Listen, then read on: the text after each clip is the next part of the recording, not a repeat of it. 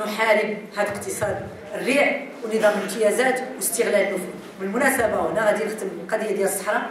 انا كنت في قليميم، رفاقكم ورفيقاتكم تما داروا ندوه حول الجهويه والديمقراطيه والحل في الصحراء، ولقيت بان الحضور تقريبا 90% كله ولا انفصالي. علاش؟ وكيحكيوا لي وكيقولوا لي استاذ رئيس الجهه فاسد، رئيس المجلس البلدي فاسد، بنت خالته راه سطات على الاراضي والمياه والغابات، شباب بدون افق رغم انه دخل الجامعه وكذا. كيفاش ما بغيتيش هاد الناس انهم يطالبوا بالانفصال، واننا ربما راه بهذا الفساد المؤسس نقدروا نفقدوا اقاليمنا الجنوبيه اللي بالمناسبه رفيق بن سعيد من المؤسسين الاساسيين ديال هذا الحزب كان في جيش التحرير وكان واقف على الجنوب على الحدود ديال الاقاليم الجنوبيه، وقال انذاك انه استقلال البلاد ديالنا خصنا نربطوه باستكمال الوحده الترابيه. وتم التآمر في هذا الحسم الثاني مع اسبانيا، هذه اتفاقيه تيكوفيا وفرنسا، انه حلوا جيش التحرير ورجعوه القواعد وكانت محاكمات وكذا، وتم هذا خلق هذا القوات الدفاع المسلحه الملكيه. بالطبع اخلفنا مواعيد باش نحلوا هذا المشكل. المقاربه الامنيه البصريه في الاقاليم ما خدماتش القضيه، رغم ان المغاربه ضحينا وخلصنا ضرائب وفرحانين كنقولوا خصنا نبنيو، ولكن البناء ما استفدوش به ابناء الصحراء. كنشوف ان هذه المقاربه الامنيه لا زالت اليوم مستمره.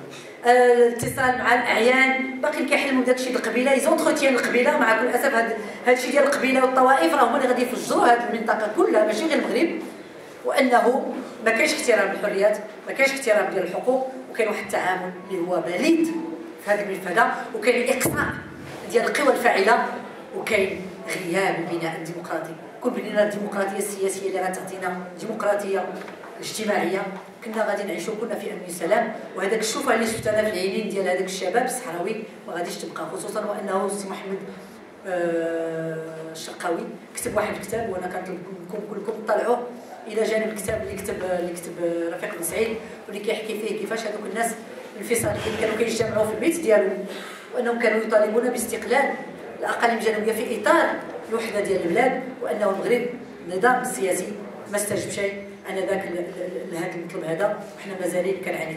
سي محمد الشرقاوي كتب كتاب كيتكلم فيه على 300,000 اسره مخضرمه ما بين الجنوب والشمال والشرق والغرب. حنا مغاربه معتزين بهويتنا الغنيه، امازيغيه وعربيه واسلاميه وافريقيه الى ما غير ذلك. اذا اليوم حنا نطالب هذا المنتظم الدولي. بالمناسبه من نهار مشى الملف ديال الصحراء المنتظم الدولي بانت الامور ان هذا المنتظم الدولي كيف قلت في البدايه لا يدافع الا على مصالحه الاستراتيجيه، ما عنده غرض بنا، لا يقذف بنا حنا ثلاث الخليج ما عندوش مشكل، ولكن حنا كيفاش يمكن ندافعوا على بلادنا، كيفاش نقويو الموقف ديال المغرب بدون تردد. هاروس مشى هاروس جا وحنا غير خانعين، الا بالبناء الديمقراطي.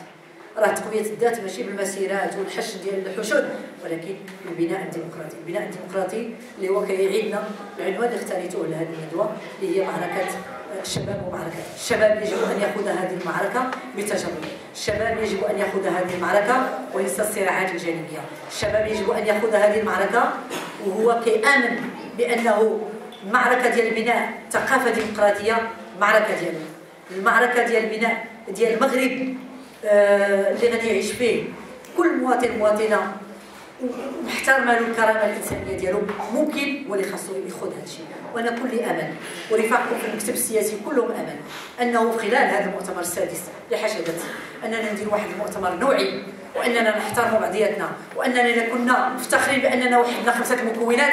هذه 5 المكونات ما بقات لا منظمه لا مستقلون لا وفاء ولا هم يحزنون.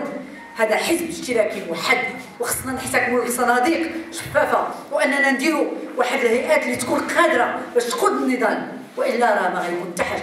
حنا اون سو ديمين كيف قال هذا بحال شي حمق ما خلينا فين مشينا. فين ما مشيت انا كيقولوا لي احسن عرض سياسي في البلاد هو ديالكم، احسن مناضلين هما ديالكم، وخصنا نبرهنوا على هذا الشيء كلنا. وشبابنا هو الاول اللي خصو يبين ويكون عنده يكون معطاء، ماشي نكون انا، ماشي الشروط نكون انا، خصو يكون المناضلين ومناضلات. وبالمناسبه الا قدرتوا ديروا المناصفه غادي ديروا واحد القفزه نوعيه، خصوصا ان النظام الرجعي اليوم كيقول لك اسيدي التمثيليه وحنا ما قادرينش نوصلوا حتى داك الشيء اللي كتبوا لنا في قانون الاحزاب، وهذا الشيء معيب. واحترام الرفيقات اساسي ومؤسس. حنا مالي القيام، حنا مالين المبادئ، ما يمكنش ولا نشوف شي حاجه اللي ماشي مزيانه نحاول نعالجها حبيا بالرفق. ما كاينش التشهير، ما كاينش الكتابات، ما كاينش راه كل نهار غيديروا وقفه الامينه العامه. انا ما كنشوف هذا كان كيقولوا للصحافه واش شفتي الشبيبه؟ قلت لهم الشبيبه ديالنا حره ومتحرره وكتكلم، وانا بغيتهم يتكلموا ويقولوا اللي بغاو. الاستاذ كيقذفوا فيك، حتى واحد ما تيقذف فيا، بالعكس. حتى في المساله ديال الصحراء قلت لهم بانه شبابنا مابقاش كيثيق في هذه المقاربه المخزنيه وخايف لانه هذه المقاربه تضيع علينا الاقاليم الجنوبيه ديالنا، ولهذا كتب وقال ما خاصناش نمشيو، ولو انه كان خاصنا نمشيو. انا مشيت حضرت مع هذوك الناس، راه عندنا 35 حزب، الاغلبيه الساحقه ما حزب ما والو، ما عندهم لا برنامج لا حتى شي حاجه، وحتى واحد ما عنده شي مقترح بناء. ولهذا راه حنا اللي خصنا اعاده البناء. راه ما عندنا احزاب بحال الناس، ما عندنا مؤسسات اللي هي بحال في الديمقراطيه